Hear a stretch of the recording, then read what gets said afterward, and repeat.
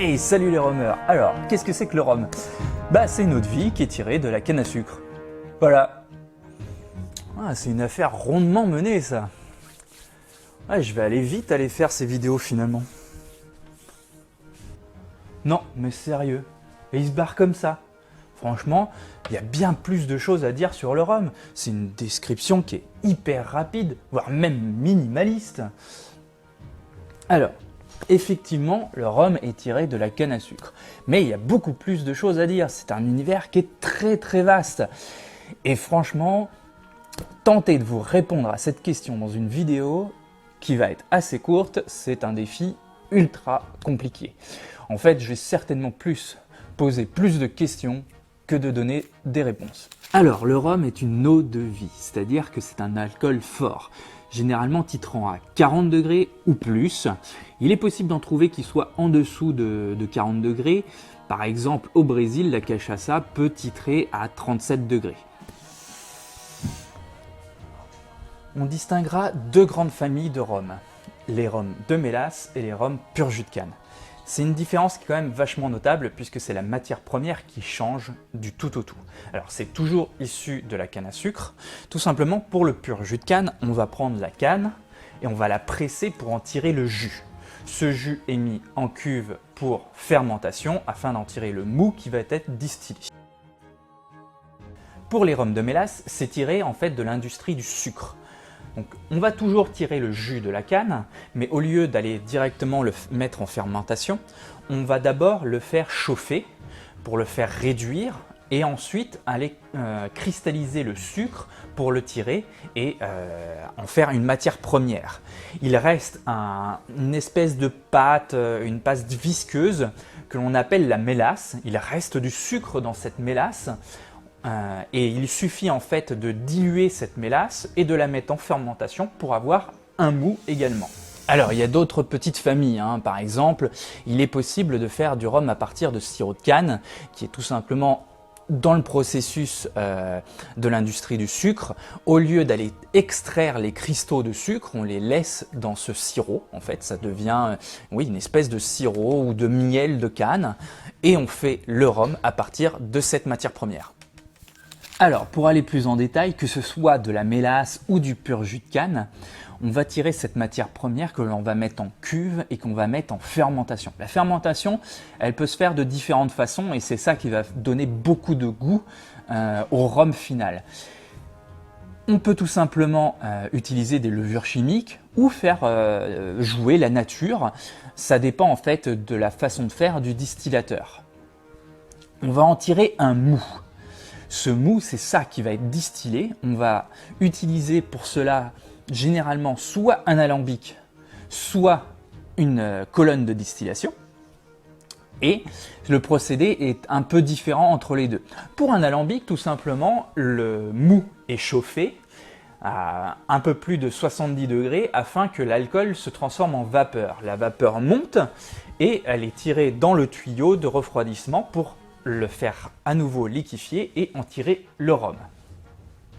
Généralement, on en tire un rhum qui est entre 35 et 45 degrés. C'est souvent pour cela qu'en alambic, on fait une nouvelle repasse, c'est-à-dire que le rhum que l'on a obtenu, on le remet à distiller afin d'en faire augmenter le degré d'alcool.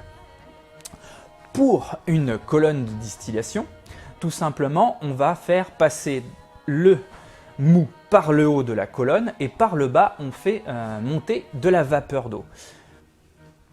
Quand les deux se rencontrent, cela fait transformer en fait les molécules d'alcool en vapeur qui vont être tirées par le haut et de la même manière un procédé de refroidissement et on en tire du rhum. Alors le rhum en colonne de distillation est à plus de 70 degrés et en plus on peut le faire en continu. C'est vachement plus productif qu'en alambic, qui à chaque fois, on est obligé de changer le mou pour pouvoir faire une nouvelle série. Et là, il y a généralement deux possibilités. Soit on le conditionne tout de suite, on le fait réduire un petit peu et puis on le conditionne en bouteille pour proposer du rhum blanc, ou alors on le met en fût pour le faire vieillir, le faire s'affiner et proposer des rhums vieux. On ne peut pas essayer de définir le rhum sans parler de son histoire. Une histoire complexe, une histoire riche et une histoire assez sanglante également. Ça fait plusieurs milliers d'années que la canne à sucre est cultivée, mais ça fait que plus de 400 ans que l'on en fait du rhum. C'est une histoire assez triste en quelque sorte parce qu'elle est très liée à l'esclavagisme. Au départ, le rhum était une boisson assez mauvaise, enfin de très mauvaise qualité, et c'était souvent les esclaves et les pirates qui en buvaient le plus. Avec le temps, la technique et la technologie ont fait que le rhum s'est amélioré en qualité, en saveur, en aromatique un peu plus complexe, et les amateurs avec un palais un petit peu plus fin ont commencé à vraiment apprécier cette boisson, surtout qu'elle était beaucoup moins chère que les autres. Aujourd'hui, le rhum est produit dans le monde entier. On en fait vraiment partout, même en Afrique, même en Asie. Et c'est un alcool qui est vraiment très apprécié. Alors, on le consomme beaucoup en cocktail, donc essentiellement dans les bars, c'est là où la consommation en est la plus forte. Mais il y a également une très belle communauté de personnes qui aiment le boire en dégustation pure.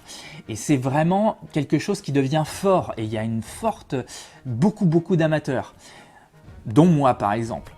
Et c'est quelque chose que des industriels ont flairé un filon. Et donc on trouve également des rhums qui n'en sont pas vraiment en fait. Ce sont des rhums qui sont construits, où on va utiliser un alcool fort, qu'on va mettre quand même issu de la canne à sucre, qu'il va y avoir des arômes qui vont être mis dedans, du boisé, différentes choses, différents arômes artificiels et qui vont donner des rhums qui ont un bon goût, souvent sucré, facile à déguster. Et c'est vrai que quand on est un jeune amateur, c'est très régulier que l'on commence par ces rhums-là. Alors, c'est intéressant parce que ça nous invite à découvrir cet univers, mais il y a quand même des choses bien plus intéressantes à découvrir. Le rhum est un univers de pirates. Alors, je ne peux pas finir cette vidéo sans vous parler des rhums arrangés, une belle tradition. Une tradition qui nous permet, à nous amateurs, de nous faire sentir créateurs. C'est nous qui faisons ce rhum arrangé. C'est nous qui avons mis les fruits à macérer, c'est nous qui avons choisi les épices. Et on a l'impression que c'est notre rhum à nous. Et ça nous fait partager un petit peu d'aventure, ça nous fait partager un petit peu de savoir-faire avec nos amis, avec notre famille, avec les personnes avec qui on va le déguster. C'est vraiment un partage. Et moi j'adore ça, j'en fais beaucoup. J'ai ma façon de le faire, j'aime bien faire des créations, j'aime bien tester beaucoup de choses et franchement le rhum arrangé c'est un petit plaisir que j'adore. Voilà pour cette petite définition, j'espère qu'elle vous aura plu, je sais parfaitement que je n'ai fait qu'effleurer le sujet. C'est un sujet tellement vaste, tellement riche, il y a tellement à en dire, on peut en écrire un livre. Il y en a des livres sur le rhum et moi j'en ai quelques-uns, j'adore les lire, j'adore apprendre et j'espère vous faire partager un maximum de choses. Alors comme d'habitude vous êtes libre d'aller télécharger mes livres sur mon blog. N'oubliez pas qu'un rhum partagé est un plaisir décuplé mais qu'il faut tout de même en boire avec modération. Allez les rhumeurs, en attendant la prochaine fois, je vous souhaite de prendre bien du plaisir avec un bon petit rhum. Tchuss!